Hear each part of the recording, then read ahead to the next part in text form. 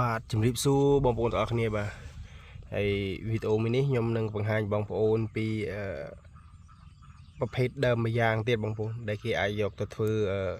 ជាដើមថ្នាំក៏បានឬក៏យើងយកធ្វើជាកាវក៏បានអញ្ចឹងណាយើងយកលាយគ្នាណាមានជួរដើមនឹងមួយហើយនឹងដើម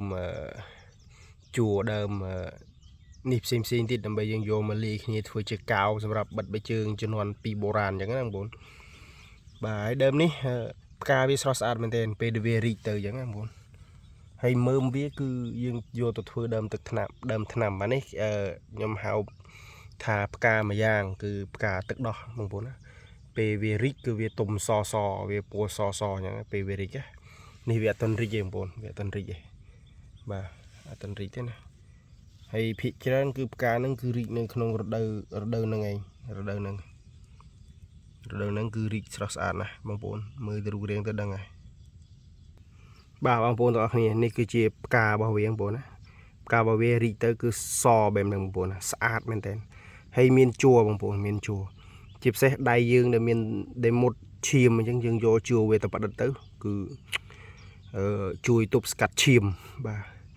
ជួយទប់ស្កាត់ឈាមអញ្ចឹងអត្ថប្រយោជន៍របស់វាគឺច្រើនមែនតើហើយសម្រាប់រឹសរបស់វាមើមរបស់វានៅខាងក្រោមនេះនៅក្នុងដីនេះគឺជួយទប់ស្កាត់បាទគឺជួយ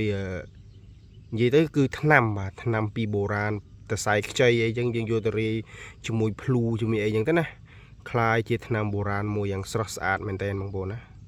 ហើយនេះផ្ការបស់វាបងប្អូននេះផ្កាវាស្អាតមែនតើរីកកញ្ឆាញឆាញគឺលយស្រស់ស្អាតមែនតើឃើញហើយបងប្អូនទាំងអស់គ្នាហើយផ្កាទឹកដោះនេះស្រស់ស្អាតទេបងប្អូនបើសិនជាស្រស់ស្អាតសូមកុំភ្លេចជួយ Subscribe YouTube ខ្ញុំអ្នកមួយផងបាទហើយនេះរៀងចាស់បាត់ហើយវាបាក់តងទៅខ្លះអញ្ចឹងណាហើយក្លិនរបស់វាគឺក្អូបបងប្អូនក្អូបឈ្ងុយហើយមានជួរទៀតបងប្អូនជួររបស់វាហ្នឹងគឺដាក់ដៃជួយពេលយើងមុតបន្លាមុតអីគឺជួយបានអញ្ចឹងណាហើយក្លិនវាក្អូបស្តៀងផ្កាម្លិះ